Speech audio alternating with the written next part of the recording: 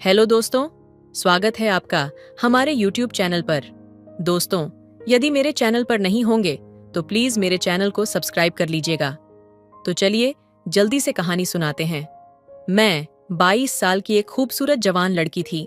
मैं जब कॉलेज के लिए रोज की तरह बस पकड़ती थी। वो दिन भी ऐसा ही था। सूरज की हल्की किरणें, हल्की ठंडी हवा और बस की खचाखच भीड़। अंदर घुसने के बाद बड़ी मुश्किल से एक सीट मिली। तभी एक लड़का मेरे पास आकर बैठ गया। उसकी उम्र भी मेरी जितनी ही लग रही थी। शर्मीली मुस्कान, गहरी आंखें। कुछ ही देर में उसने मुझे हल्के से धक्का देना शुरू किया, शायद भीड़ का बहाना लेकर। पहले तो अनजान बनने की कोशिश की, लेकिन उसके बार बार मुझे छूने से बेचैनी होने लगी। पर उसकी नजरें, उनमें कुछ ऐसा था जो मुझे खींच रहा था। उसकी आंखों में एक अलग सी गहराई थी, जैसे वो मुझसे कुछ कहना चाहता हो। मैं चाहकर भी उसकी तरफ देखे बिना नहीं रह सकी। उसको देख देख कर मेरे अंदर बहुत ही ज्यादा गुदगुदी उत्पन्न होने लगती थी। आखिर क्या करती, मैं भी तो एक लड़की थी। लेकिन खचाखच भरी बस में मैं खुद को बहुत ही ज्यादा कंट्रोल करती थी, क्योंकि वह लड़का था ही इतना सुंदर और जवान हसीन, जिसे देखने के बाद कोई भी लड़की खुद को रोक नहीं पाती और उसके प्यार में पागल हो जाती। लेकिन चलते चलते बस में हम दोनों ने वह सब कुछ सोचने लगे। दोनों के मन में एक दूसरे के बारे में वह करने की इच्छा हो रही थी। जैसे ही हमारी नजरें मिलीं, दिल तेजी से धड़कने लगा। ऐसा लगने लगा कि ये पल बस यहीं रुक जाए। वो कुछ कहना चाह रहा था, पर उसके शब्द बस उसकी आंखों में छिपे थे। मेरी भी आंखों में हल्की सी मुस्कान झलक आई। पहली बार ऐसा महसूस हुआ जैसे किसी अजनबी से इतनी गहरी जुड़ाव हो सकता है। तभी बस ने अचानक जोर से ब्रेक लगाया। मैं अपना संतुलन खो बैठी और गिरने ही वाली थी कि उसने मुझे कसकर पकड़ लिया और ऐसी जगह पकड़ा कि मैं नारियल पानी निकलने लगी। उसकी पकड़ में एक अजीब सी सुरक्षा थी। मुझे लगा जैसे वो सिर्फ मेरे लिए ही वहां था। लेकिन तभी बस के बाकी यात्री जोर जोर से बातें करने लगे। मैं अपनी सीट पर लौट आई और देखा कि उसकी नजरें अब भी मुझ पर थीं। मैं कुछ बोलने की हिम्मत जुटा रही थी, तभी उसने धीरे से कहा, आप ठीक हैं? उसकी आवाज में सच्चाई और गहराई थी। मैंने हल्के से सिर हिलाया, लेकिन उससे कुछ पूछने से पहले ही बस रुक गई। वो लड़का उठा और उतरने की तैयारी करने लगा। मेरे दिल ने उसे रोकने के लिए पुकारा, पर शब्द होंठों तक नहीं आ पाए। मैंने बस उसे जाते हुए देखा। वो दिन बीत गया, लेकिन उसके बाद हर दिन बस में उसकी तलाश करती रही। वो फिर कभी नहीं मिला।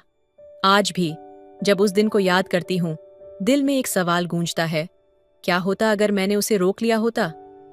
क्या हमारी कहानी कभी अधूरी नहीं रहती? उस दिन के बाद हर सुबह बस में उसकी तलाश करना मेरी आदत बन गई थी। हर चेहरा देखकर लगता शायद वही हो, पर वो लड़का फिर कभी नहीं दिखा। उसका चेहरा, उसकी गहरी आंखें और उसकी मुस्कान, सब मेरे जहन में ऐसे बस गए थे जैसे वो मेरे जीवन का हिस्सा हो। कई हफ्ते गुजर गए, लेकिन एक दिन कुछ ऐसा हुआ जिसने मेरे दिल को झकझोर दिया। कॉलेज से लौटते समय वही लड़का अचानक मेरी बस में चढ़ा। उसे देखकर दिल तेजी से धड़कने लगा। वह भी मुझे देखकर थोड़ा चौंक गया, लेकिन उसकी आंखों में एक चमक थी। उसने झिझकते हुए मेरी बगल वाली सीट पर बैठते हुए पूछा, आपने मुझे याद किया? उसकी बात सुनकर मैं थोड़ी शर्माई, पर सच ये था कि मैं हर पल उसी को सोचती थी। मैंने सिर झुका लिया। उसने मुस्कुराते हुए कहा, मैंने सोचा था कि फिर मिलेंगे या नहीं, लेकिन शायद किस्मत ने हमें मिलाने का फैसला कर लिया है। हमारी बातों का सिलसिला शुरू हुआ। उसकी हर बात में एक अलग सी मिठास थी। वो अपना नाम बताता, लेकिन मेरी दिलचस्पी उसकी बातों में इतनी थी कि मैंने नाम पर ध्यान ही नहीं दिया। जब भीड़ कम हुई, उसने धीरे से मेरे हाथ पर हाथ रखा। उसकी छुअन से मेरे रोंगटे खड़े हो गए। ऐसा लगा जैसे यह सब किसी फिल्म का हिस्सा हो। लेकिन तभी बस के अचानक रुकने से माहौल बदल गया। बस के बाहर सड़क पर लोगों की भीड़ जमा थी। वह लड़का घबराहट में बाहर देखने लगा। मैंने भी खिड़की से झांका। वहां खून से लथपथ एक आदमी पड़ा था और पुलिस आसपास खड़ी थी। लड़के का चेहरा एकदम सफेद पड़ गया। उसने मेरे हाथ को कसकर पकड़ते हुए कहा, मुझे जाना होगा। अगर तुमसे मुलाकात होती रही तो शायद तुम्हें मेरी सच्चाई पता चल जाएगी, और मैं नहीं चाहता कि तुम मुझसे नफरत करो। मैं कुछ कहती उससे पहले ही वो बस से उतरकर भीड़ में गायब हो गया। उस रात मैं सो नहीं पाई। उसके चेहरे की बेचैनी, उसकी बातों की गूंज मुझे परेशान कर रही थी। अगले दिन मैंने उसके बारे में पता लगाने की कोशिश की। कॉलेज के पास की दुकानों और बस स्टॉप पर लोगों से पूछा, और फिर जो सच सामने आया उसने मेरे पैरों तले जमीन खिसका दी। वो लड़का एक ऐसा इंसान था जो एक गिरोह का हिस्सा था। चोरी, झगड़े और मारपीट में उसका नाम आता था। जिस दिन वो मुझसे पहली बार मिला था उस दिन भी वो पुलिस से भाग रहा था। मेरी दुनिया जैसे टूट गई। लेकिन हैरानी की बात यह थी कि जितना मैं उससे दूर जाने की कोशिश करती, उसका ख्याल उतना ही मेरे दिल में गहराई तक बसता जा रहा था। वो मुझसे अलग था, खतरनाक, लेकिन फिर भी सच्चा। मुझे यकीन था कि उसके पास एक ऐसा दिल है जो शायद सिर्फ मेरे लिए धड़कता था। कुछ दिनों बाद एक रात मेरे घर की खिड़की पर हल्की आहट हुई। मैंने पर्दा हटाकर देखा तो वही लड़का था। उसके चेहरे पर गहरी चोट के निशान थे। उसने फुसफुसाते हुए कहा, मैं सिर्फ तुम्हें एक आखिरी बार देखने आया हूं। मुझे लगा बिना तुम्हें देखे मैं मर जाऊंगा। उसकी हालत देखकर मैं अंदर तक टूट गई। मैंने दरवाजा खोला और उसे अंदर बुला लिया। उसकी आंखों में पानी था, लेकिन फिर भी वो मुस्कुरा रहा था। उसने कहा, मैं जानता हूं कि हमारा साथ मुमकिन नहीं है, पर तुम्हें खोने का डर मुझे जीने नहीं दे रहा। उस रात हम घंटों बात करते रहे। उसने अपने अतीत की सारी सच्चाई मुझे बताई। उसने कहा, मैं इस दुनिया के लायक नहीं हूं, लेकिन तुमने मुझे जीने का एक मकसद दिया है। अगले दिन उसने कहा कि वो खुद को पुलिस के हवाले कर देगा ताकि अपनी गलतियों का प्रायश्चित कर सके। मैंने उसे रोका, लेकिन वो नहीं माना। जाते जाते उसने कहा, अगर किस्मत ने चाहा तो मैं लौट कर आऊंगा, लेकिन अगर नहीं आया तो ये याद रखना कि मेरी हर सांस में तुम थी। वो चला गया और उसके बाद मैं बस इंतजार करती रही। शायद आज भी करती हूं। कुछ प्रेम कहानियां सिर्फ दिल में रह जाती हैं, अधूरी और अनकही। उसके जाने के बाद मेरे अंदर एक अजीब सा खालीपन था, जैसे उसने जाते जाते मेरी आत्मा का एक हिस्सा भी साथ ले लिया हो। हर रात जब खिड़की की ओर देखती तो ऐसा लगता जैसे वो अभी भी वहां खड़ा है, अपने उदास चेहरे के साथ। मैं उसकी बातों को याद करके खुद को समझाने की कोशिश करती कि उसने सही किया, लेकिन दिल मानने को तैयार नहीं था। वक्त बीत रहा था, मगर उसके बिना हर दिन भारी लगता। मैंने खुद को समझाया कि शायद ये हमारी कहानी का अंत है, लेकिन कहीं न कहीं एक उम्मीद जिंदा थी। फिर एक रात दरवाजे पर दस्तक हुई। मेरा दिल जोर से धड़कने लगा। क्या ये वही है? मैंने दरवाजा खोला तो सामने पुलिस वाला खड़ा था। उसके हाथ में एक चिट्ठी थी। उस चिट्ठी को पढ़ते ही मेरी आंखों से आंसू बह निकले। उसने लिखा था, तुम्हें आखिरी बार देखने के बाद मैंने हर गुनाह कबूल कर लिया, लेकिन सच मानो मेरा सबसे बड़ा गुनाह ये था कि मैंने तुम्हारे जैसे इंसान को अपने अंधेरे में खींचा। अब मैं खुद को माफ नहीं कर सकता। सजा मिलेगी, लेकिन उससे बड़ा दंड ये है कि मैं तुम्हें खो चुका हूं।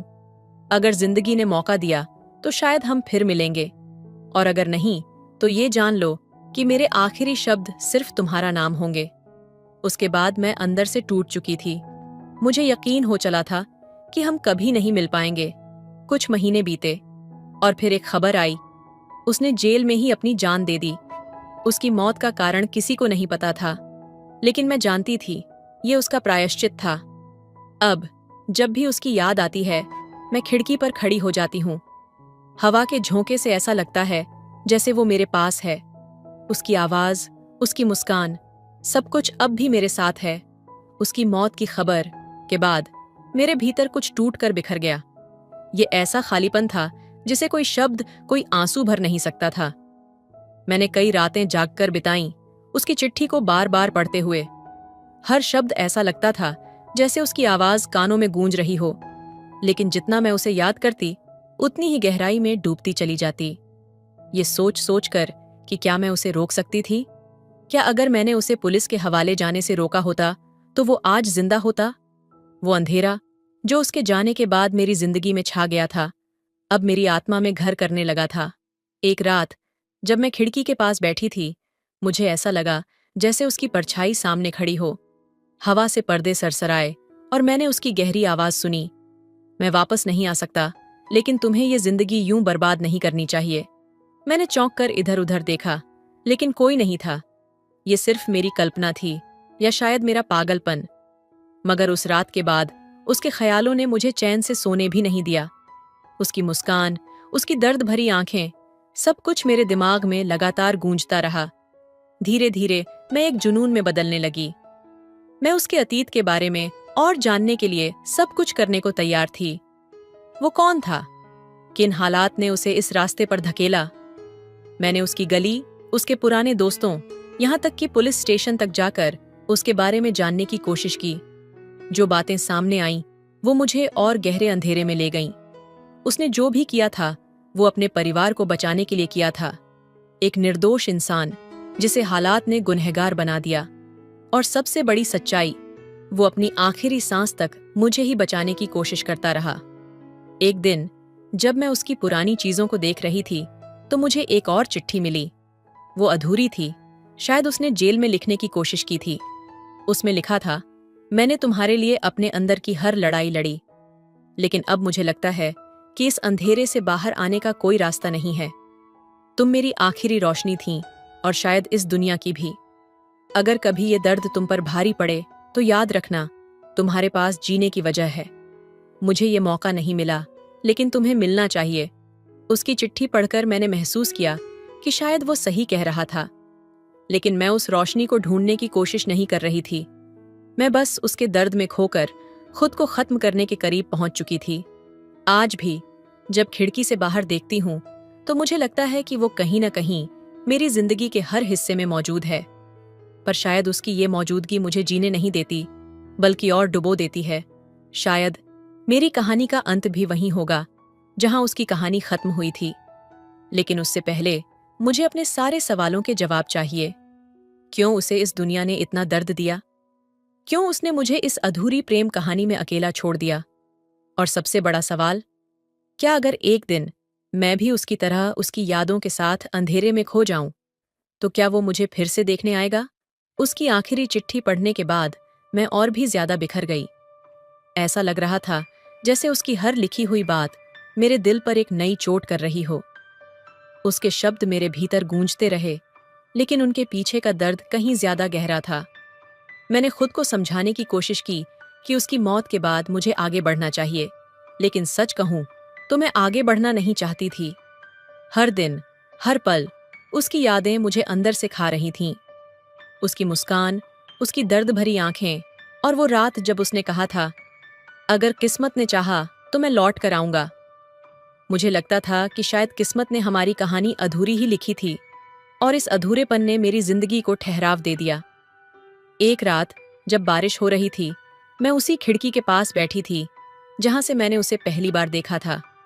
हर बूंद जो कांच पर गिरती, मुझे उसकी वो फुसफुसाहट याद दिलाती जब उसने कहा था कि बिना मुझे देखे वो मर जाएगा।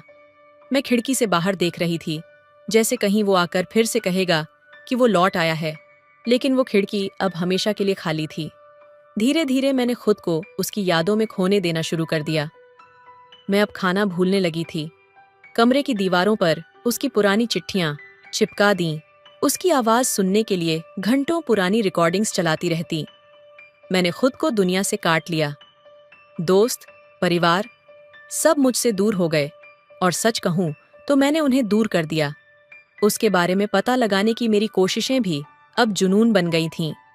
एक दिन मुझे उसकी पुरानी डायरी मिली जो उसने जेल में लिखी थी। उसमें उसकी हर तकलीफ, हर पछतावा और हर भावना लिखी हुई थी। एक पन्ने पर उसने लिखा था, मुझे मरने से डर नहीं लगता। डर सिर्फ इस बात का है कि मेरी मौत के बाद वो टूट जाएगी, लेकिन अगर उसे टूटने से बचाने के लिए मुझे जाना पड़े तो मैं ये दर्द सह लूंगा। उसके ये शब्द पढ़कर मैं भीतर से और भी ज्यादा टूट गई। उसने मेरी खातिर अपनी जिंदगी का त्याग कर दिया था, और मैं अब भी उसे भूल नहीं पा रही थी। एक रात जब मैं उसकी डायरी पढ़ रही थी, अचानक मुझे लगा कि वो मेरे सामने खड़ा है। उसकी आंखें वहीं थीं, गहरी, दर्द से भरी, लेकिन उसकी मुस्कान गायब थी। उसने धीरे से कहा, मैंने तुम्हें जीने के लिए छोड़ा था, मरने के लिए नहीं। उसका ह्वाइंग मेरी आंखों के सामने से गायब हो गया, लेकिन उसकी आवाज अभी भी मेरे कानों में गूंज रही थी। मैं रात भर जागती रही, उस पल को फिर से जीने की कोशिश करती रही। लेकिन जैसे जैसे दिन बीतते गए, मैं खुद को और ज्यादा खोने लगी। उसकी यादें अब मेरे लिए दवा नहीं, जहर बन चुकी थीं। हर रात मुझे ऐसा लगता जैसे वो मुझे बुला रहा है, अंधेरे में, अपने पास। मैं चाहती थी कि सब कुछ खत्म हो जाए ताकि मैं उससे फिर मिल सकूं। एक रात मैंने फैसला किया कि मैं उस तक पहुंचने की कोशिश करूंगी। मैंने वही खिड़की खोली जहां से हमारी कहानी शुरू हुई थी। बारिश हो रही थी और ठंडी हवा मेरे चेहरे पर लग रही थी।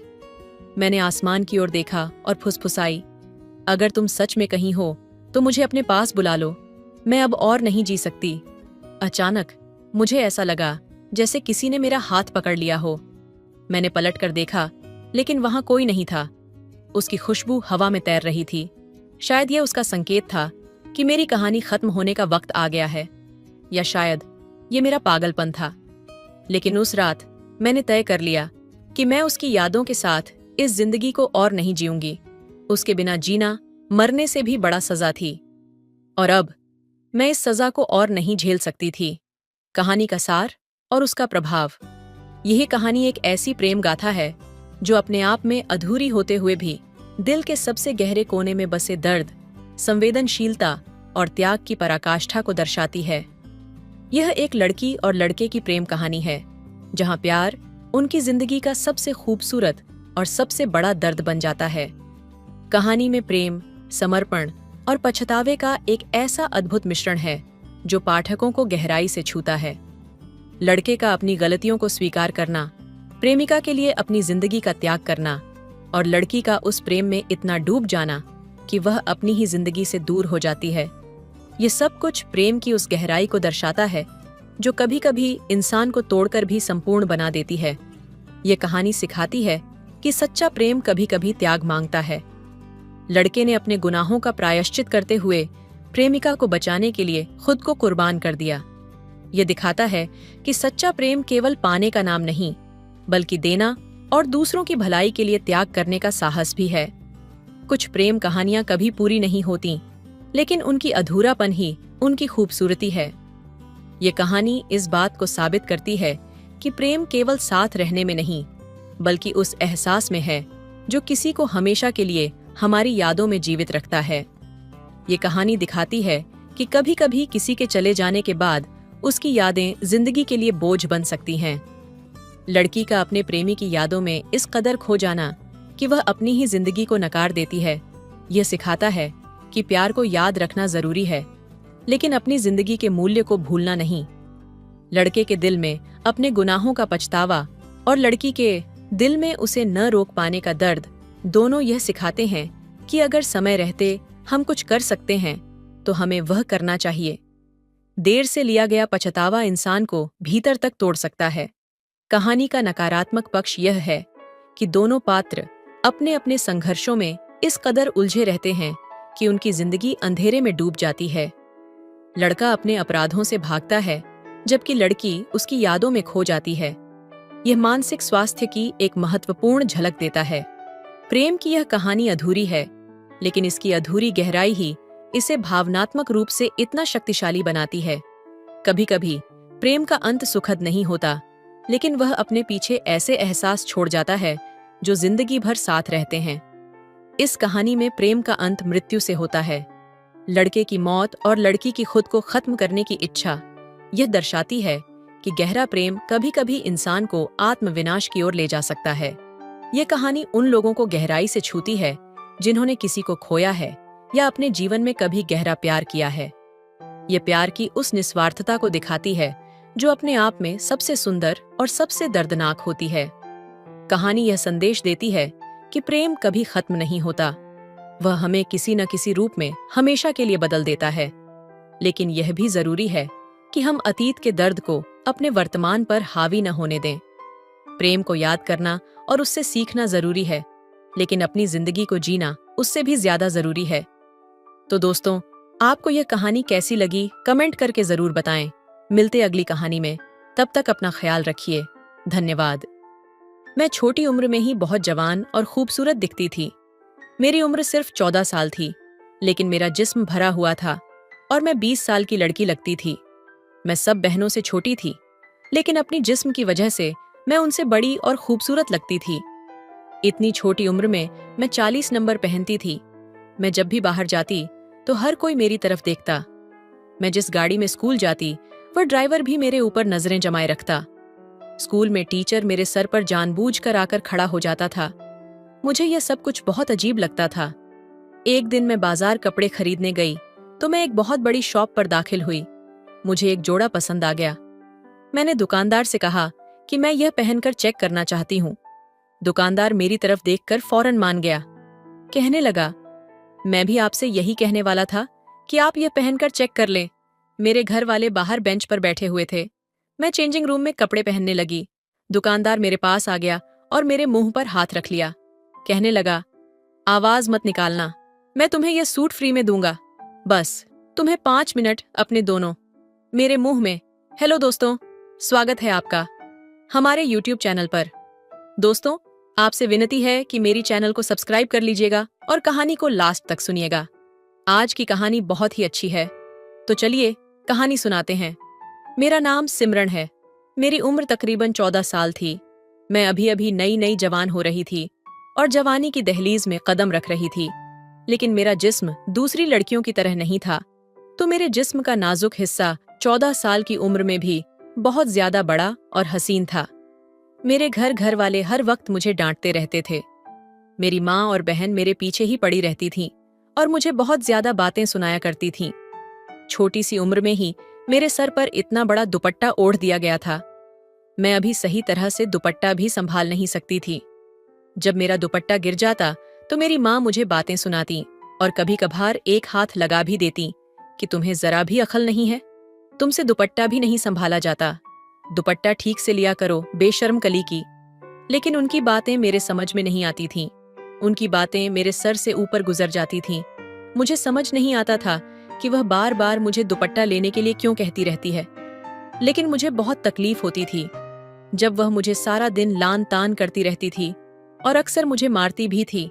और मुझे इस बात की हैरान गोइथोंग संगीतने के बावजूद भी सबसे खूबसूरत और बड़ी दिखाई देती थी। जैसी जैसी मेरी उम्र बढ़ती जा रही थी, मेरा कद काठ और जिस्म भी बढ़ता जा रहा था। अपने जिस्म में इतनी सारी तब्दीलियां देखकर मुझे कुछ अजीब फील होता था। मेरी दूसरी बहनें दुबली पतली थीं। मैं जिस स्कूल में पढ़ती थी वहां पर मेरी सहेलियां भी मेरी जैसी नहीं थीं। वह भी बिल्कुल नॉर्मल लड़कियों की तरह होती थीं। मेरी उम्र की लड़कियां भी बिल्कुल ऐसी नहीं थीं। मेरी माँ को हर वक्त मेरी फिक्र लगी रहती थी। मेरी हम उम्र लड़कियां स्कूल में दुपट्टा लेकर नहीं आती थीं, लेकिन मेरी माँ मुझे सख्ती से दुपट्टा लेकर जाने देती थी। मैं माँ से बहुत बार कहती कि माँ, मुझसे दुपट्टा ओढ़ा नहीं जाता और मेरी सहेलियों भी बिना तो दुपट्टे के ही स्कूल आती है। मुझे दुपट्टे की वजह से बहुत गर्मी लगती है, लेकिन मेरी माँ चिल्लाकर बोली, गर्मी गई भाड़ में, तुम ये चादर जरूर लोगी, ऐसा ना हो तुम्हारी वजह से हमें कोई परेशानी झेल न पड़े। मेरी माँ मुझे हर वक्त डांट रहा। मेरी बाकी बहनों से तो वह प्यार से बात करती, लेकिन मुझ पर हर वक्त चिल्लाती रहती। फिर हमारी स्कूल से छुट्टियां हो गईं क्योंकि ईद करीब थी।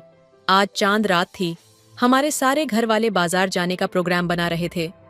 मैंने अपने माँ बाप से कहा कि मैं भी आपके साथ बाजार चलूंगी, तो उन्होंने फौरन कह दिया कि तुम बिल्कुल नहीं जाओगी, तुम्हें घर पर ही रहना होगा। चांद रात को बाजार में बहुत रश होता है और बहुत सारे बुरे बुरे लड़के फिरते रहते हैं। तो मैंने माँ से कहा, मेरा उन लड़कों से क्या लेना देना, मैं उनके लिए थोड़ी जा रही हूँ। मैं तो बाजार आपके साथ घूमने के लिए जा रही। जाहिर है ईद है, मुझे अपने लिए कुछ चीज़ भी लेनी है। अभी मैं अपने माँ से यह बात कर रही थी कि मेरी बहन झट से बोली हूँ कि अगर हम तुम्हें अपने साथ बाजार ले गए तो बाजार के सारे बुरे लड़की तेरे पीछे पड़ जाएंगे और सबकी नज़र तुझ पर ही होगी। जब सारे लोग तेरी तरफ देख रहे होंगे तो हमें भी शर्मेजी उठानी पड़ेगी। इसलिए तुम घर में ही बैठी रहो। तुम्हें जिस भी चीज़ की ज़रूरत है तुम हमें बता दो, हम तुम्हें वह बाजार से ला देंगे। मुझे चीज़ों की ज़रूरत नहीं थी, मुझे बाजार घूमने का शौक था।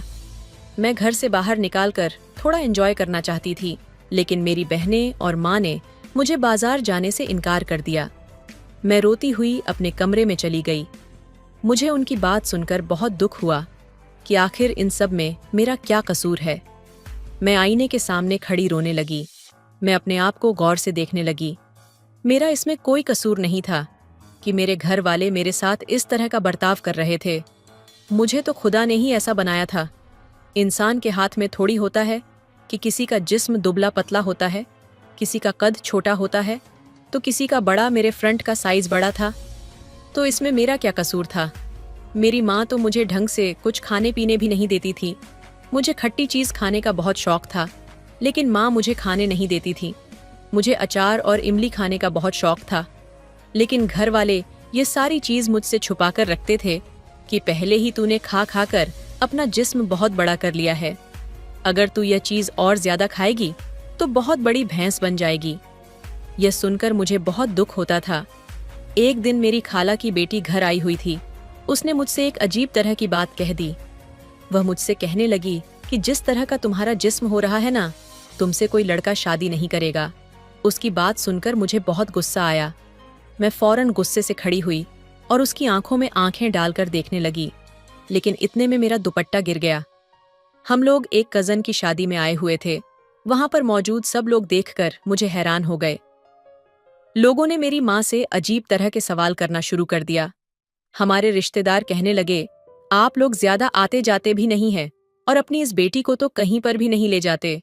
कहीं आपने इसकी शादी तो नहीं कर दी और आपने किसी को बताया भी नहीं, और फिर यह तलाक लेकर वापस आ गई है। मेरी माँ उनसे कहने लगी कि आप किस तरह की बातें कर रही हैं। मेरी बेटी तो अभी कुंवारी है, उसकी तो अभी शादी की उम्र भी नहीं हुई। मुझे यह सारी बातें सुनकर बहुत ज्यादा दुख हुआ। उस दिन के बाद से मम्मी ने भी मुझे किसी की शादी पर ले जाना बंद कर दिया। हालांकि यही तो वह उम्र थी जब इंसान शादियों पर जाकर एंजॉय करता है, अच्छे अच्छे कपड़े पहनता है और खूब खाना खाता है। लेकिन मेरी माँ ने तो मेरा कहीं भी आना जाना बंद कर दिया। जैसे जैसे मैं बड़ी होती जा रही थी, मेरे लिए और ज्यादा मुसीबतें बढ़ने लगीं। मुझे कपड़े भी बहुत जल्दी तंग हो जाते थे, इसलिए नए कपड़े लेने पड़ते थे, जिस पर माँ मुझे डांटती कि तेरा बाप कोई बहुत बड़ा रईस नहीं है जो तुझे हर 4 महीने बाद नया जोड़ा लेकर दे। मैं इस तरह की सारी बातें सुन सुनकर तंग आ चुकी थी। मेरी एक क्लासमेट थी, वह मेरी बहुत अच्छी दोस्त थी। उसका भाई दुबई रहता था। एक दिन मैंने उससे से बात की। उसने मुझसे कहा कि एक दवा होती है जिससे यह मसला हल हो सकता है। अगर तू वह मेडिसिन खा ले तो तू भी बाकी लड़कियों की तरह नॉर्मल हो जाएगी। लोगों की बातें सुन सुनकर मेरे दिमाग में एक बात बैठ चुकी थी कि मैं नॉर्मल नहीं हूँ। मैंने उसे कहा कि प्लीज मेरी मदद करो, प्लीज मुझे वह मेडिसिन ला दो, मैं तुम्हें जितने पैसे कहोगी ला दूंगी। ये कहकर मैं पुरसुकून हो गई। 2-3 बाद एक दिन माँ मेरे पास आई और कहने लगी, तुम्हारे लिए एक रिश्ता आया है। मुझसे कहने लगे कि तुम तैयार रहना। मैं हैरान हो गई। हालांकि मुझसे बड़ी अभी बहनें थीं, अभी उनकी शादी नहीं हुई थी और मैं सबसे छोटी थी, तो मुझे क्यों सबसे पहले ब्याह रहे थे। मैं उनके लिए एक तरह का बोझ थी। जल्द से जल्द वह मुझसे जान छुड़वाना चाहते थे। माँ की बात सुनकर मैं बिल्कुल खामोश हो गई। मैं माँ से झगड़ा नहीं करना चाहती थी क्योंकि वह मेरी माँ थी, लेकिन उन्हें शायद इस बात का एहसास नहीं था कि मैं भी उनकी बेटी हूँ, और वह भी सबसे छोटी छोरी। बेटियां तो बहुत लाडली होती हैं, लेकिन मेरे लिए ऐसा कुछ नहीं था। सबसे ज्यादा बातें में ही सुन रही थीं। अपने वजूद की वजह से पता नहीं मुझे क्या क्या सहाना पड़ रहा था। इसलिए घर वाले मेरे जिस्म की वजह से ही मेरी शादी सबसे पहले करना चाहते थे। शाम को मैंने काला जोड़ा पहन लिया। मेरी माँ मेरे कमरे में आई और मुझे देखा। मैंने कहा, माँ, मैं कैसी लग रही हूँ? यकीनन मैं बहुत खूबसूरत लग रही थी क्योंकि काला रंग मुझ पर बहुत जचता था।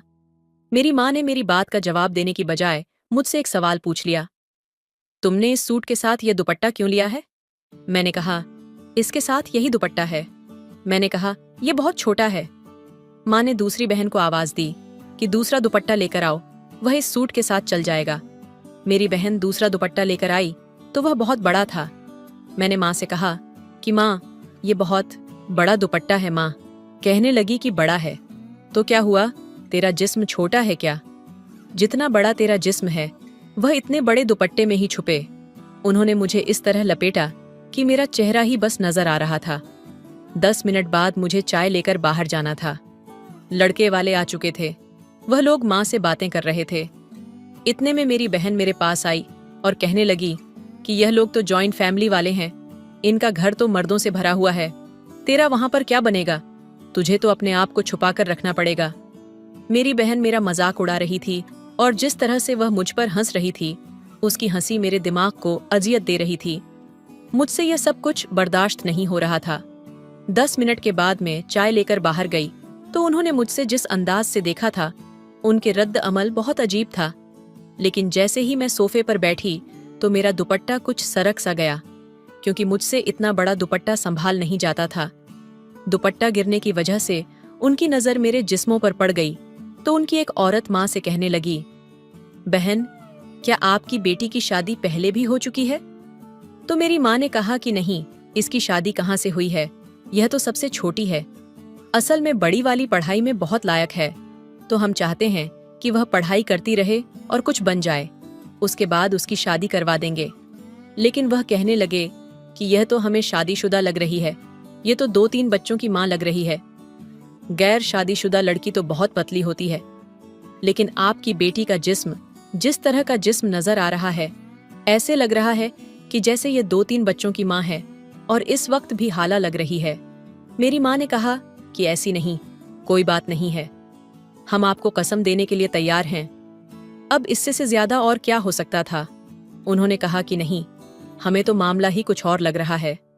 हमारा इकलौता बेटा है, हमारा बेटा बहुत लाडला है। आजकल तो लोग ठीक ठाक लड़कियों की ही मुंह भर भर के बातें करते हैं। अगर हम आपकी बेटी को ब्याह कर ले गए तो सारी जिंदगी लोगों के ताने सुनने पड़ेंगे। हम आपसे माफी चाहते हैं। मुझे उनके इनकार सुनकर बहुत दुख हुआ। हमारे मोहल्ले में अक्सर लोग अगर लड़की को ना पसंद करते तो वह मुंह पर कुछ नहीं कहते, बल्कि इतना कह देते हैं कि वह फोन पर बता देंगे। लेकिन उन्होंने तो मुझे मुंह पर ही इनकार कर दिया था। वह लोग तो चले गए, लेकिन माँ ने मेरी पिटाई करना शुरू कर दी। तेरे इतने सारे रिश्ते रिजेक्ट हुए हैं, लेकिन इस दफा जो मुझे बातें सुनने को मिली है, मैं जिंदगी भर नहीं भूलूंगी। मैं एक अच्छी औरत हूँ, सारी जिंदगी में इज्जत से गुजारी है, लेकिन सिर्फ तेरी वजह से मुझे ऐसी ऐसी बातें सुनने को मिल रही हैं। मैंने ऐसी बातें कभी नहीं सुनी थी। मुझे माँ की बातों पर बहुत दुख हुआ। मैंने 2 दिन तक खाना नहीं खाया, लेकिन किसी ने मुझसे यह तक नहीं पूछा। फिर आखिर मेरी दोस्त मुझसे मिलने आई। उसने चोरी चोरी मुझे वह मेडिसिन पकड़ा दी। उसने कहा कि तुम्हारी मेडिसिन आ गई है। मैंने कहा कि मुझे अब इसकी जरूरत नहीं है। वह लोग मुझे नापसंद कर गए हैं, उन्होंने शादी से इनकार कर दिया है। जिस पर मेरी दोस्त कहने लगी, अरे पागल, वह आखिरी लोग थोड़ी है, क्या दुनिया में लड़के खत्म हो गए हैं? तुम्हारे लिए और भी रिश्ते आ जाएंगे, तुम ये गोलियां खाकर स्मार्ट हो जाओ। इसके बाद मेरी दोस्त चली गई। मैंने जज्बात में आकर वह गोलियां खा लीं। मैंने कुछ दिन से खाना भी नहीं खाया था। जब मैं बाहर निकली तो मेरी तबीयत खराब हो गई और मैं बेहोश हो गई। खैर, मेरी तबीयत खराब होने के बाद मेरे घर वालों को कुछ मुझ पर रहम आया।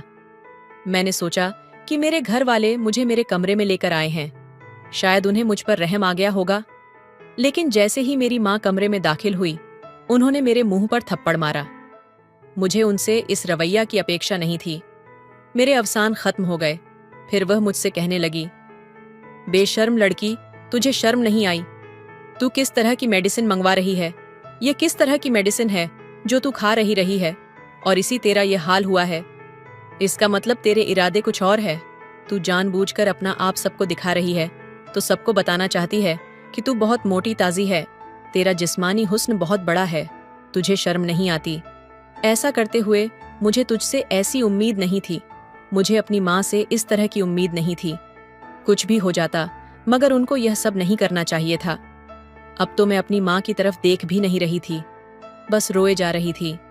माँ ने वह गो बाथरूम में फेंक दी और पानी बहा दिया। मैं रोए जा रही थी, लेकिन मेरी माँ ने मुझे देखा तक नहीं। इस बात को कहीं दिन गुजर गए। सब घर वाले मुंह से नाराज थे। कोई मुझे खाना भी नहीं पूछता था, मुझसे बात भी नहीं करता था। ऐसा लगता था कि मैं मेंटली मरीज बन जाऊंगी और पागल हो जाऊंगी। फिर मेरे लिए एक रिश्ता आया। लड़की की माँ देखने आई, लेकिन लड़की की माँ अकेली मुझे देखने आई थी, लेकिन उसकी आंखें कमजोर थीं। मैं चुपचाप उनके सामने बैठी रही और मैंने अपने आप को चादर में छुपाए रखा। उनके जाने के बाद मेरी बहनें मेरा और ज्यादा मजाक बनाने लगीं कि अगर मेरी सांस की आंखें कमजोर ना होती तो वह भी तुझे ना करके जाती। उसे क्या पता तेरा जिस्म कैसा है, कैसा नहीं? मैंने उनकी किसी भी बात का जवाब नहीं दिया। मैंने अपने लिए लड़ना छोड़ दिया था, क्योंकि मुझे पता था कि शादी के बाद मुझे और भी बुरे हालात का सामना करना पड़ सकता था। ना जाने मेरा पति मेरे साथ क्या करेगा। मैंने सब कुछ सुनने की आदत बना ली थी। जब मेरी शादी की तैयारी चल रही थी, तो मेरी सास ने मेरे लिए बहुत सारे कपड़े बनाकर भेजे। मेरी सास मुझसे बहुत प्यार से बातें करती थी। मेरी सास ने बताया कि एक दफा कपड़े पहनकर देख लो। मेरी बहन के मुंह से निकल गया कि अभी तो शायद पूरे आ भी जाएंगे, लेकिन बाद में हो सकता है कि तंग हो जाए। मेरी सास ने कहा कि तुम ऐसी बातें क्यों कर रही हो? तुम्हें दुल्हन के साथ ऐसा मज़ाक नहीं करना चाहिए। तुम्हें उसका दिल नहीं दुखाना चाहिए। मेरी सास मेरी बहन को डांट रही थी। मुझे अपनी सास की बातें सुनकर बहुत खुशी हुई। चलो, कोई तो मेरे हक में बोला। मेरी बहन का ऐसा चेहरा हो गया था जैसे मेरी सास ने उसकी बहुत बेइज्जती कर दी हो। मुझे पहली बार ऐसा लगा था कि कोई तो है जो मेरा साथ दे रहा है, लेकिन मेरी सास की नज़र कमज़ोर थी। अगर वह मुझे देख लेती तो शायद वह मेरा साथ ना देती। मैंने अपने पति की तस्वीर देखी हुई थी। वह दिखने में स्मार्ट लगते थे। मेरी सास ने मुझे बताया कि उनका एक ही बेटा है। वह बहुत जज्बाती और गुस्से वाला है, इसलिए मुझे ऐसी लड़की चाहिए जो सब्र कर सके। आज मेरी शादी की रात थी। मेरा पति आने वाला था। मुझे मालूम था कि मेरा पति मुझे देखकर बहुत बुरा भला कहेगा। मुझे उसकी बातें सुननी पड़ेगी। सारी जिंदगी यह सब कुछ बर्दाश्त करना पड़ेगा। मेरे पति ने कमरे में कदम रखा। उसने अपनी शेरवानी उतारकर एक टेबल पर रख दी। इस वक्त वह सलवार कमीज में था। मेरे पति ने मेरा घूंघट हटाया और मेरी तारीफ करने लगा। कहने लगा कि तुम बहुत खूबसूरत हो। मुझे संगीत संगीत हैरान गोइथोंग फोन पर किसी से बात कर रहे थे। शायद उन्हें कोई मुबारकबाद दे रहा था। मेरे पति उसको जवाब दे रहे थे कि खुदा ने मुझ पर बहुत कर्म किया है। मुझे एक बहुत अच्छी साथी मिला है। मैं उससे बहुत खुश हूं। मुझे लगता है कि मेरी जिंदगी अब बहुत अच्छी गुजरेगी। मुझे हमेशा से ऐसी बीवी का साथ चाहिए था जो इतनी खूबसूरत हो और इतनी समझदार भी। पति की बातें सुनकर मैं हैरान रह गई कि क्या मैं वाकई उन्हें इतनी पसंद आई हूं, और वह ऐसी बीवी चाहते थे। शादी के कुछ दिन बाद हमारे घर वालों ने हमारे लिए डिनर रखा। मैं अपने पति के साथ तैयार होकर अपने घर पहुंचे तो मेरी माँ ने मुझे फौरन देखकर कहा, तुमने ये कैसे कपड़े क्यों पहन रखे हैं? मैंने अपनी माँ से कहा कि आपको ये सब कहने की अब जरूरत नहीं है। मैंने बहुत अच्छे कपड़े पहने हुए हैं और मेरे पति को ये पसंद है। मेरी माँ मेरी तरफ हैरान गोइथोंग।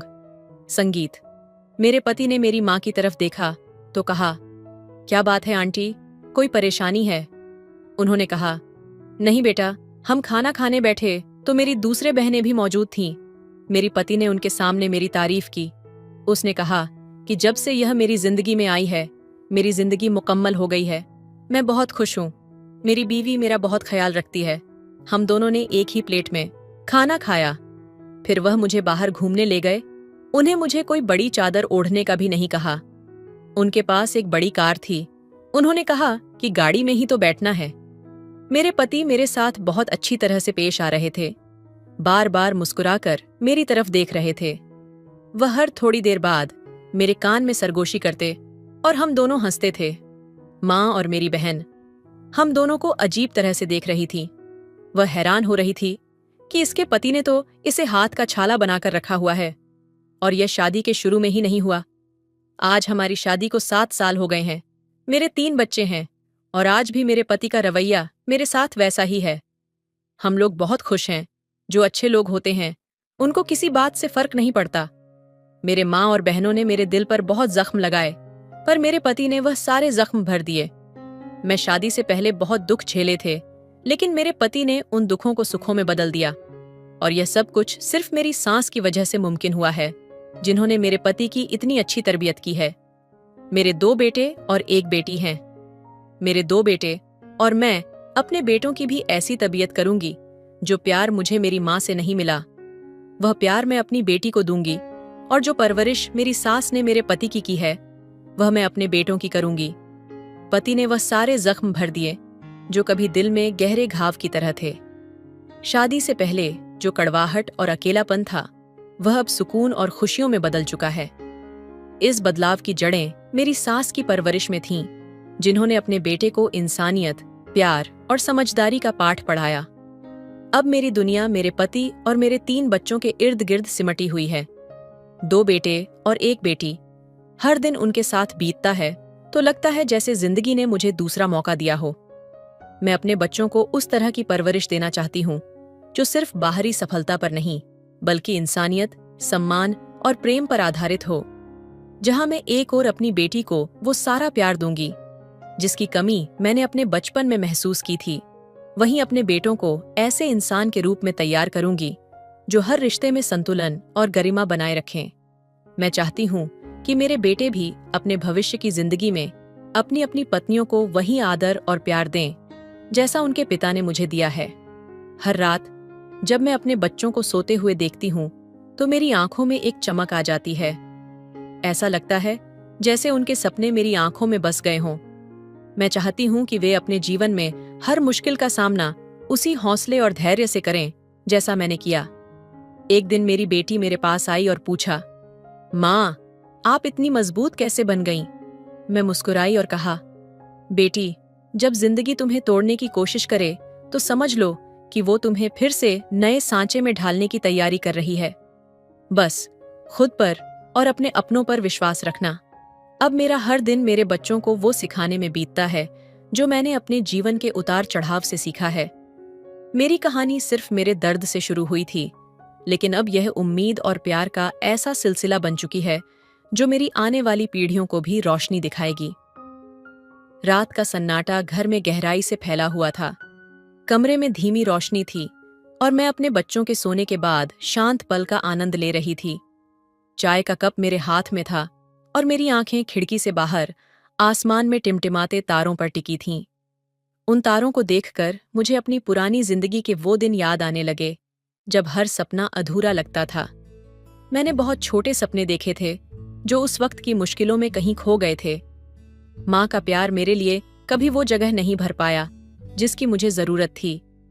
मेरे पिता भी दुनिया से बहुत पहले चले गए थे और मैं हमेशा खुद को अधूरा महसूस करती रही।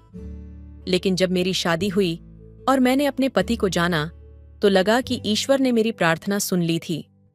उन्होंने न केवल मेरी जिंदगी को संवारा बल्कि मेरे आत्मविश्वास को भी एक नई ऊंचाई दी।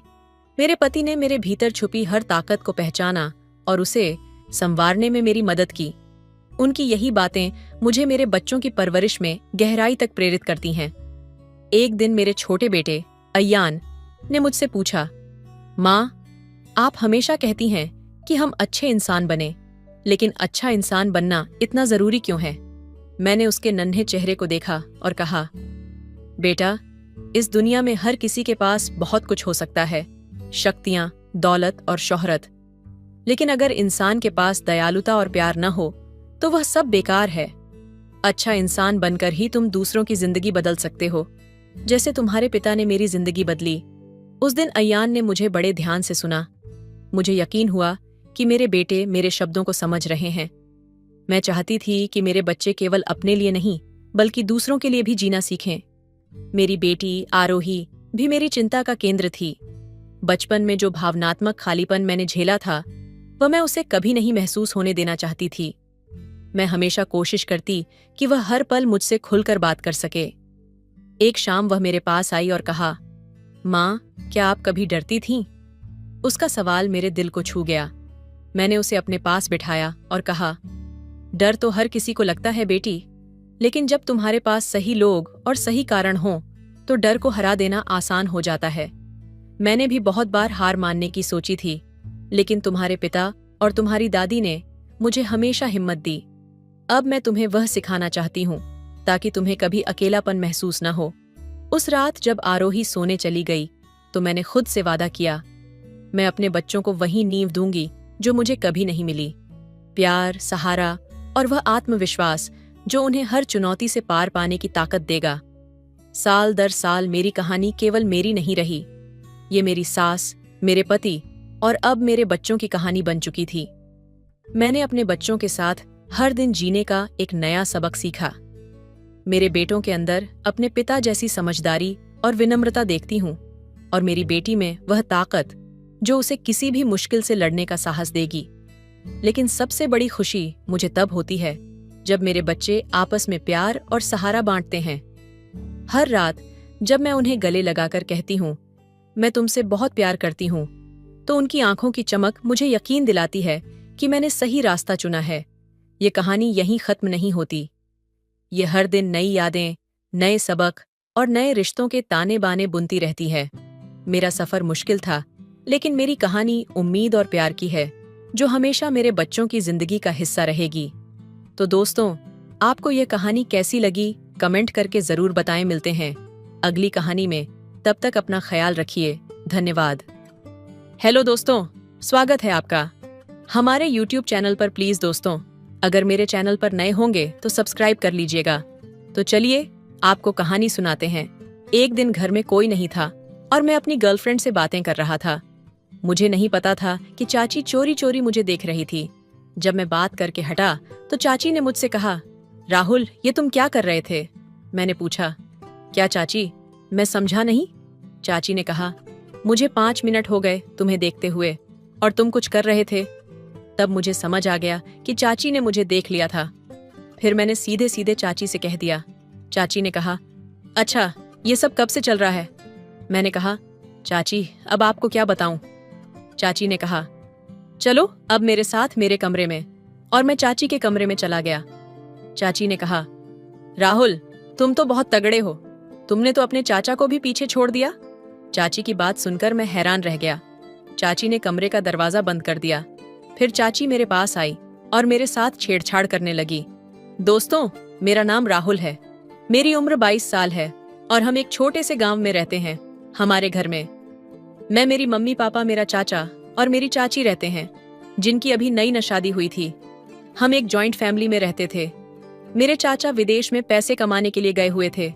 उनकी शादी को 4 महीने ही हुए थे और उसके बाद वह बाहर चले गए थे। मेरे पापा की भी एक दुकान है। वह सुबह 8 बजे जाते और रात को 8 बजे वापस आते थे। मैं भी थोड़ी बहुत मदद कर लेता हूँ, नहीं तो घर में ही रहता था और घर के काम करता था। एक दिन मेरी चाची की तबीयत खराब हो गई। उसे तेज बुखार हो गया। मम्मी ने कहा, तू अपनी चाची को डॉक्टर के पास ले जा, उसे तेज बुखार है। मैंने बाइक निकाली और चाची को पीछे बैठने के लिए कहा। चाची पीछे बैठ गई। हमारे घर से हॉस्पिटल 3 किमी की दूरी पर था। रास्ता थोड़ा खराब था। मैंने चाची से कहा, चाची, आप मुझे पकड़कर बैठिए, रास्ता थोड़ा खराब है, कहीं आप गिर ना जाएं। चाची ने कहा, ठीक है, और चाची ने मुझे कंधे से पकड़ लिया। थोड़ा आगे जाने पर रास्ता और ज्यादा खराब हो गया, जिससे मुझे बार बार ब्रेक मारने पड़ रहे थे। चाची ने मुझे दोनों हाथों से कसकर पकड़ रखा था। मुझे थोड़ा गर्मी का एहसास हुआ, उसे भी कुछ महसूस हो रहा था। 20 मिनट बाद हम दवाई लेकर वापस घर आ गए। चाची अपने कमरे में लेट गई और मैं बाहर बरामदे में बैठ गया। मम्मी ने पूछा, राहुल, डॉक्टर ने क्या कहा? मैंने कहा, मम्मी, डॉक्टर ने कहा कि कुछ खास नहीं है, बस बुखार थोड़ा ज्यादा है और उसने दवाई दी है। कहा कि ये खा लो, आराम आ जाएगा। अगर आराम ना आया तो फिर आ जाना, मैं दवाई बदल दूंगा। 5 मिनट बाद चाची ने मुझे आवाज लगाई और मम्मी ने कहा, राहुल, चाची तुझे आवाज दे रही है, लगता है उसे कुछ चाहिए। मैंने जाकर देखा तो चाची ने कहा, राहुल, मुझे प्यास लगी है, एक गिलास पानी ले आ। मैंने कहा, ठीक है चाची जी, और मैं गिलास में पानी लेकर चाची को देने गया। मेरे हाथ चाची के हाथों से टकरा गए और चाची ने नजरें नीची कर लीं। जब मैं पानी देकर वापस जाने लगा तो चाची ने कहा, राहुल, तुम क्या करने जा रहे हो? मेरे पास बैठ जाओ, मेरा भी दिल लग जाएगा। मैंने कहा, चाची, मुझे मम्मी के साथ घर के में थोड़ी मदद करवानी है। चाची ने कहा, वह खुद ही कर लेंगी, तुम बैठ जाओ। मैंने कहा, ठीक है चाची, मैं 51 मिनट बैठ जाता हूँ। चाची मुझे बहुत ही प्यार भरी नजरों से देख रही थी, जैसे वह कुछ कहना चाह रही हो, पर उसमें हिम्मत नहीं हो रही थी। थोड़ी देर बाद मेरी मम्मी ने मुझे आवाज दी, राहुल, अब आ जा, मेरे साथ काम में हाथ बटा दे। मैंने कहा, ठीक है मम्मी, मैं आ रहा हूँ। मैंने चाची से कहा, चाची, मैं जा रहा हूँ, मम्मी आवाज लगा रही है। चाची ने कहा, चल ठीक है। अगले दिन चाची बिल्कुल ठीक हो गई और वह घर के काम करने लगी। मैं बाहर बरामदे में बैठा था और चाची झाड़ू लगा रही थी। वह जानबूझकर मेरे सामने झाड़ू लगा रही थी ताकि मैं उसे देख सकूं। मम्मी अपने काम में लगी हुई थी। चाची मुझे चोरी चोरी देख लेती थी, ये देखने के लिए कि मैं उसे देख रहा हूं या नहीं। अब मुझे समझ आ गया था कि चाची क्या चाहती थी, क्योंकि चाचा को गए हुए 8 महीने हो चुके थे और चाची किस तरह से रह रही थी ये मुझे ही पता था। चाची का तो अभी शादी का आनंद भी नहीं उतरा था और चाचा उसे पहले ही छोड़कर चला गया था। चाची अलमारी के ऊपर से कुछ निकालने की कोशिश कर रही थी, तब चाची मुझसे कहने लगी, राहुल 1 मिनट के लिए कमरे में आओ। मैंने कहा, चाची अभी आया। फिर मैंने पूछा, चाची जी क्या हो गया? चाची बोली, अलमारी बहुत ऊंची है और मुझे वह सामान लेना है, मेरा हाथ नहीं पहुंच रहा। फिर चाची कहने लगी, राहुल तू एक कर मुझे पीछे से पकड़ और ऊपर उठा ताकि मैं वह सामान ला सकूं। मैंने कहा, ठीक है चाची जी। जैसे ही मैंने चाची को पीछे से पकड़कर ऊपर उठाया तो चाची को कुछ तीखा सा महसूस हुआ और चाची हंसने लगी। मैं समझ गया कि चाची को क्या चाहिए। चाची बोली, चल अब बस कर और मुझे नीचे उतार दे। जैसे ही मैंने चाची को नीचे उतारा, मेरे हाथ चाची के टच हो गए और उसने लंबी सी सांस ली। मैं समझ गया कि चाची मुझ पर बिल्कुल फिदा है, मेरी तरफ से ही ढिलाई थी। फिर मैंने भी सोचा कि मुझे अपनी ढिलाई को सख्त कर देना चाहिए। एक दिन मैं फोन पर अपनी फ्रेंड के साथ बात कर रहा था। मैं छत पर था। रात के 10 बजे थे। मम्मी डैडी तो सो गए थे, लेकिन चाची जाग रही थी। चाची अपने कमरे में थी और मैं छत पर था। चाची को पता चल गया कि मैं किसी के साथ फोन पर बात कर रहा हूं और वह मेरे पास छत पर आ गई। चाची बोली, राहुल तुम इस समय किसके साथ बात कर रहे हो? मैंने कहा, चाची ये कोई खास बात नहीं है। चाची बोली, अच्छा इतनी ज्यादा खास है? मैंने कहा, हाँ चाची। चाची बोली, मुझसे भी ज्यादा खास है। तब मैंने चाची के चेहरे की तरफ देखा कि चाची क्या कह रही हैं। मैंने कहा, चाची नहीं, इस तरह की कोई बात नहीं है, आप तो मेरे लिए बहुत खास हैं। चाची कहती है, अगर मैं ज्यादा खास हूं तो फिर तुम उसके साथ क्यों बात कर रहे हो? तुम मेरे साथ भी बात कर सकते थे। मैंने कहा, चाची वह मेरी गर्लफ्रेंड है। चाची बोली, राहुल मैं तुम्हें कुछ दिनों से बताना चाहती हूँ, लेकिन मुझ में हिम्मत नहीं हो रही थी, पर आज मैं तुम्हें वह बात बताने जा रही हूँ कि तुम मुझे बहुत ज्यादा अच्छे लगते हो। क्या तुम मेरी इच्छा पूरी करोगे? मैंने कहा, चाची ये कैसे हो सकता है? चाची बोली, देख तुम्हारे चाचा को गए पूरे 9 से 10 महीने हो गए हैं, मैं किस तरह रह रही हूं ये मुझे ही पता है। मैंने कहा, चाची अगर किसी को पता लग गया तो चाची ने कहा, देख किसी को कुछ नहीं पता लगेगा, बस यह बात तुम्हारे और मेरे बीच रहनी चाहिए और अपनी गर्लफ्रेंड के साथ बात करना कम कर देना। अगर तुम मेरे साथ रहना चाहते हो। मैंने कहा, चाची चलो ठीक है। फिर चाची ने मुझे छत पर ही गले लगा लिया। मेरे अंदर तो जैसे करंट सा लग गया। चाची देखने में भी बहुत सुंदर थी। चाची बोली, राहुल चल अब कमरे में चलते हैं। मैंने कहा, चाची अगर मम्मी डैडी को पता लग गया तो वह कहती है किसी को कुछ नहीं पता लगेगा, तुम चलो। और चाची मुझे अपने कमरे में ले गई और कमरे का दरवाजा अंदर से बंद कर दिया। चाची बोली, राहुल तुम तो अपने चाचा को भी पीछे छोड़ चुके हो, किस चक्की का आटा खा रहा है? मैंने कहा, चाची जिस चक्की का आटा चाचा खाता था वही चक्की का मैं भी आटा खा रहा हूं।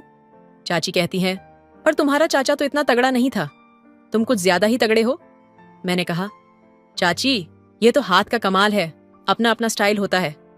चाची कहती है, अच्छा ये भी होता है। 2-3 घंटे बाद चाची बोली, तू ऐसा कर अपने कमरे में चला जा, इससे पहले कि तेरे मम्मी डैडी उठे तू जल्दी यहां से निकल जा। फिर मैंने जल्दी से चाची के कमरे से आकर अपने कमरे में लेट गया। अब जब भी चाची काम करती थी तो मैं कभी कभी चाची को देखता रहता था। वह भी मुझे कुछ नहीं कहती थी, वह भी पल भर का आनंद लेती थी। इसी तरह जब घर में कोई नहीं होता था तो फिर हम अपने कमरे में चले जाते थे। एक रात मेरी गर्लफ्रेंड का फोन आया। मैं अपने कमरे में उसके साथ बातें कर रहा था तो मैंने बातों बातों में उसे कहा, पूनम क्या तुम मुझसे मिल सकती हो? वह कहती है, राहुल क्या हो गया तुम्हें? इतना समय हो गया हमारी दोस्ती को, पर तुम अब तक मुझे यह बात नहीं बता पाए, पर आज तुम्हें क्या हो गया? मैंने कहा, पूनम कुछ नहीं, बस ऐसे ही दिल किया। तो वह कहती है, ठीक है मैं तुम्हें मिलने के लिए तैयार हूं, बताओ कहाँ आऊं? अगले दिन मैं उसे एक होटल में ले गया और मैंने पूनम के साथ समय गुजारा। पूनम ने भी मुझे मना नहीं किया क्योंकि वह भी मुझसे बहुत प्यार करती थी। उसे यह भी पता था कि हम एक दूसरे से शादी करने वाले हैं, लेकिन उसे यह बिल्कुल भी नहीं पता था कि मेरी बातचीत मेरी चाची के साथ भी चल रही है, क्योंकि अगर उसे यह बात पता लग गई तो वह मुझे हमेशा के लिए छोड़ देगी। इसलिए मैंने उससे चाची के बारे में कोई भी बात नहीं की थी। ये आदत मुझे मेरी चाची ने ही लगाई थी, क्योंकि एक बार नारियल का पानी पीने की आदत लग जाए, फिर वह किसी भी हद तक जाकर वह पानी पी ही लेता है। वही अब मेरा हाल हो गया था। मैं नहीं रह सकता था। मैं पूनम को बस में बिठाकर सीधा घर आ गया। मैं बहुत ज्यादा थक गया था और मैं सीधा अपने कमरे में जाकर लेट गया। दोपहर के 2 बजे थे। मुझे पता नहीं लगा कि मुझे कब नींद आ गई और मैं सो गया। फिर मैं 4 बजे उठा। थोड़ी देर बाद चाची मेरे कमरे में आई और कहती है, राहुल, क्या हो गया? आज कुछ ज्यादा ही थका हुआ लग रहा है। मैंने कहा, चाची हाँ, थोड़ा सा काम था, वह करके आया हूं, इसलिए थकावट हो गई है। चाची बोली, कौन सा काम करके आया है? मैंने सोचा, अगर मैंने चाची को सब कुछ बता दिया तो फिर मैं चाची की तरफ से भी हाथ धो बैठूंगा, और फिर मैंने चाची को कुछ भी नहीं बताया। मैंने कहा, चाची, मैं तो सारे काम कर लेता हूं। मैं अपने दोस्तों के घर गया था और उसके काम में उसकी मदद कर रहा था। अगर मैं चाची को झूठ नहीं बोलता तो फिर बहुत बड़ी गलती हो जाती। मेरे लिए मैंने झूठ बोलना ही सही समझा। चाची कहती है, अब ऐसा कर, तेरी मम्मी घर नहीं है और तुम जल्दी से मेरे कमरे में आ जा। मैंने कहा, चाची मैं बहुत ही ज्यादा थक गया हूं, आज नहीं कल पक्का। वह कहती है, चल ठीक है, कर ले। आज राम पर एक बात थी। दोस्तों, चाची के साथ मुझे बहुत अच्छा लगा, लेकिन पूनम के साथ वह बात नहीं बनी। या फिर चाची को अनुभव था और पूनम को अनुभव नहीं था। दोस्तों, थोड़ा बहुत शादी का फर्क तो पड़ता ही है। एक दिन चाची चाचा के साथ फोन पर बात कर रही थी और उनसे बहस कर रही थी। वह कह रही थी, आप अभी क्या करने वाले हैं? थोड़ा और पैसे कमा लो, हमारे काम आएंगे। 2-3 साल और लगा लो, मेरा क्या है, मैं तुम्हें फोन पर वीडियो कॉल कर लूंगी। तुम मेरी टेंशन मत लो, तुम अपना काम करो। पर चाचा कह रहे थे कि हमारी कंपनी में काम नहीं है, कंपनी से लोग घर जा रहे हैं। जब उन्होंने मुझसे भी कहा तो फिर मुझे भी इंडिया आना पड़ेगा, और ये सब 10 और 15 दिन की बात है। सबकी छुट्टी होने वाली है। चाची ने चाचा का फोन काट दिया। मैंने कहा, चाची क्या हो गया? चाची कहती हैं, तेरा चाचा लगता है महीने तक घर आ रहा है, जो मस्ती करनी है इस महीने में अच्छी तरह कर ले। मैंने कहा, ठीक है चाची। फिर हमने कोई भी दिन जाया नहीं, जाने दिया, और मुझे और भी ज्यादा अनुभव हो गया। एक पूरा महीना हो गया और चाचा घर आ गया। मैंने अपनी गर्लफ्रेंड से बातें करना शुरू कर दिया। वह कहती है, राहुल, मेरे घर पर मेरे शादी की बात चल रही है। अगर तुम मेरे साथ शादी कराना चाहते हो तो अपने घर बात कर लो और मेरे घर अपने मम्मी पापा को भेज दो, नहीं तो इन लोगों ने मेरी शादी कहीं और करवा देंगे। मैंने कहा, तू अपनी मम्मी से बात कर। वह कहती है, मैं कोशिश कर रही हूं। उन्होंने पूछा, लड़का क्या करता है? तो फिर मैं क्या कहूंगी? मैंने कहा, तू कह देना कि लड़का एल्यूमिनियम का काम करता है। वह कहती है, चल ठीक है, मैं बात करके देखती हूँ। थोड़ी देर बाद उसका फोन आया। वह बोली, मम्मी को मैंने मना लिया है, मम्मी को अब पापा से बात करनी है। देखते हैं कि पापा क्या कहते हैं। रात को जब उसके पापा घर आए तो उसकी मम्मी ने बात की और पूनम के पापा भी झट मान गए। उसने मुझे फोन करके बताया कि मेरे मम्मी पापा मान गए हैं, तुम अपने मम्मी पापा को मना के मेरे घर भेज दो। मैंने कहा, चल ठीक है। फिर 1 महीने के अंदर हमारी शादी हो गई। अब चाचा भी यही रहकर काम कर रहे थे, और अब हमारी इस बात का ना तो चाचा को पता था और ना ही मेरी पत्नी पूनम को। हमने इस बात पर बिल्कुल ही मिट्टी डाल दी थी। अब मैं अपनी पत्नी के साथ खुश हूं और चाचा अपनी पत्नी के साथ खुश है। हमने अब कभी भी इस बारे में कोई बात नहीं की। अब हमारी शादी को 3 साल हो चुके थे। मैं और पूनम एक दूसरे के साथ बेहद खुश थे। हमारी जिंदगी में सब कुछ सही चल रहा था। इसी बीच पूनम ने एक दिन खुशी खुशी मुझे यह खबर दी कि वह मां बनने वाली है। यह सुनकर मेरी खुशी का ठिकाना नहीं रहा।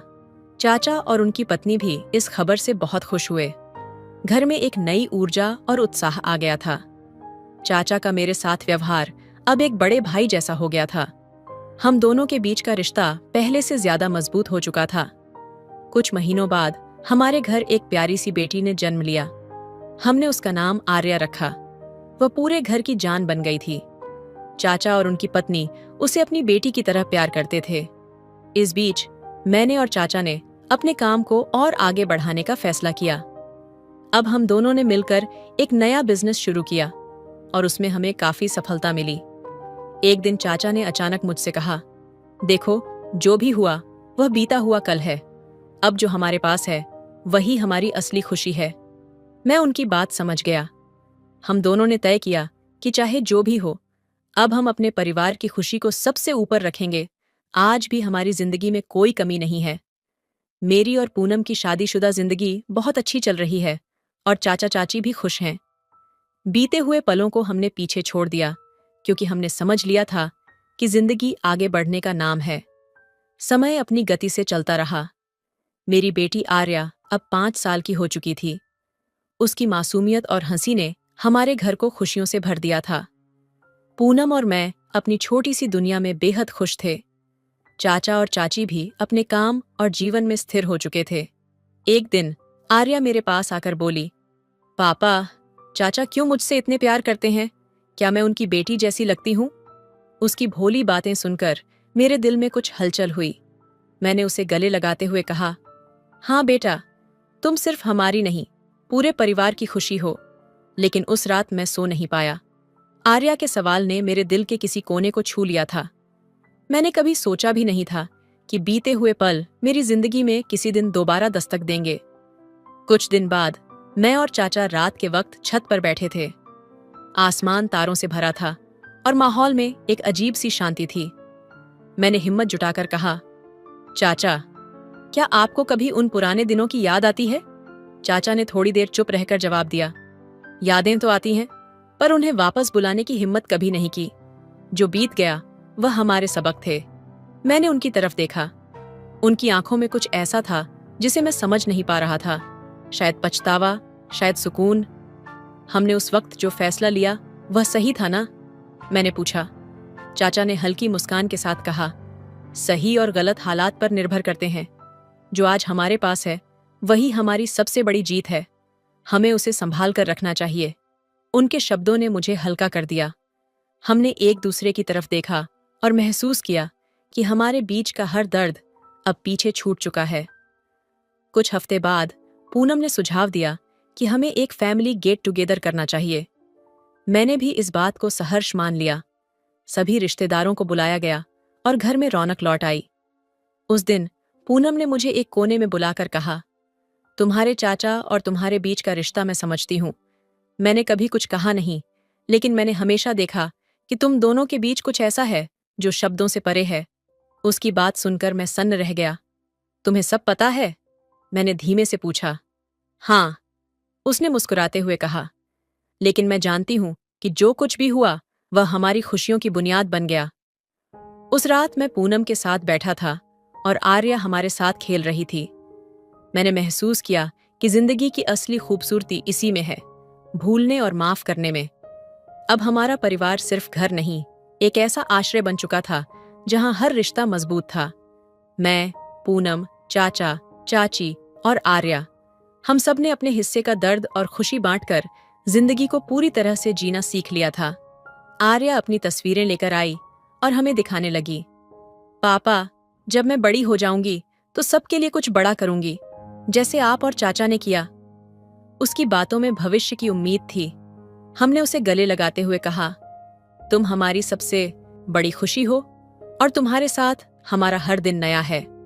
हम सब ने मिलकर अपने अतीत को एक खूबसूरत सबक के तौर पर अपनाया और अपने वर्तमान को पूरी तरह से जिया, क्योंकि अंत में जिंदगी वही है जो हम उसे बनाते हैं। प्रेम, माफी और 7 सर्दियों की रात थी। कमरे में हल्की रोशनी और पूनम की आवाज का जादू माहौल को और दिलकश बना रहा था। आर्या सो चुकी थी और मैं पूनम के साथ चाय की प्याली लेकर बैठा था। खिड़की से झांकते चांद की रोशनी उसकी चेहरे पर गिर रही थी।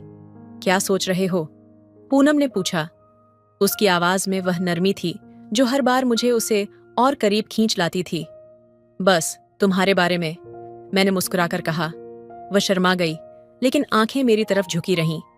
मैंने महसूस किया कि शादी के इतने सालों बाद भी वह वैसी ही थी, मासूम, अपने प्यार में खो देने वाली। मैंने धीरे से उसका हाथ थामा। उसकी उंगलियों की सिहरन ने मुझे उस पहली मुलाकात की याद दिला दी जब मैंने उससे अपने दिल की बात कही थी। पूनम, मैंने हल्की आवाज में कहा, तुम्हें पता है, मैं हर दिन तुम्हारे साथ प्यार में और गहरा डूबता जाता हूं। और मैं, उसने मुस्कुराकर कहा, मैंने तो तुम्हें पहली बार देखने के बाद ही अपना दिल दे दिया था। उसकी ये बात सुनकर मैंने उसे अपनी बाहों में खींच लिया। हमारी आंखें मिलीं और ऐसा लगा जैसे वक्त वहीं थम गया हो। मैंने उसकी आंखों में वह गहराई देखी जो मुझे हर बार उसके और करीब ले आती थी। तुम्हें पता है, पूनम ने धीरे से कहा, मैंने तुम्हारे और चाचा के बीच कुछ अनकही बातें हमेशा महसूस की हैं। मैंने कभी पूछने की हिम्मत नहीं की, लेकिन मैं जानती हूं कि उन बातों ने तुम्हें बहुत तोड़ा होगा। मैंने उसकी बात सुनकर एक पल को ठहर कर उसे देखा। पूनम, वो बातें अब बहुत पुरानी हो चुकी हैं, लेकिन मैं ये मानता हूं कि तुमने मेरे जीवन को एक नई रोशनी दी है। तुम्हारे बिना मैं कभी आगे नहीं बढ़ पाता। पूनम ने मेरी ओर झुकते हुए कहा, हम सबकी अपनी परछाइयां होती हैं, लेकिन सच ये है कि जब कोई तुम्हें पूरी तरह समझ लेता है तो वह हर दर्द को मिटा सकता है। उसकी बात सुनकर मैंने उसे अपनी ओर खींचा और कहा, तुम्हारा प्यार ही मेरी जिंदगी का सबसे बड़ा सच है। हम दोनों धीरे धीरे पास आ गए। सर्द हवा ने खिड़की पर दस्तक दी, लेकिन कमरे के अंदर बस हमारे दिलों की धड़कन सुनाई दे रही थी। पूनम ने अपनी उंगलियों से मेरे चेहरे को छुआ और मैं उसकी आंखों में डूबता चला गया। तुम्हारे बिना मेरी दुनिया अधूरी है, मैंने कहा, और तुम्हारे बिना मेरी सांसें, उसने धीरे से जवाब दिया। उस रात हम दोनों ने अपने रिश्ते की गहराई को फिर से महसूस किया। यह सिर्फ दो शरीरों का नहीं, बल्कि दो आत्माओं का मिलन था। अगली सुबह जब सूरज की पहली किरण खिड़की से अंदर आई तो मैंने देखा कि पूनम मेरे पास सोई हुई थी। उसका चेहरा शांत और मासूम था। मैंने उसकी तरफ झुककर उसके माथे को चूमा और बुदबुदाया, तुम मेरी हर खुशी हो पूनम। उसने आंखें खोलकर मुझे देखा और मुस्कुराते हुए कहा, और तुम मेरे हर सपने। उस दिन मुझे एहसास हुआ कि हमारे रिश्ते की नींव सिर्फ प्यार नहीं, बल्कि वह भरोसा था जिसने हमें हर मुश्किल से आगे बढ़ाया। हमारे अतीत ने हमें सिखाया था कि सच्चा प्यार सिर्फ पाने का नाम नहीं, बल्कि हर मुश्किल को साथ झेलने का नाम है। अब मैं और पूनम अपने रिश्ते को हर दिन और खूबसूरत बना रहे थे, क्योंकि हमारे लिए प्यार सिर्फ एक एहसास नहीं, बल्कि एक पूरी जिंदगी थी। तो दोस्तों, आपको यह कहानी कैसी लगी कमेंट करके जरूर बताएं। मिलते हैं अगली कहानी में, तब तक अपना ख्याल रखिए। धन्यवाद।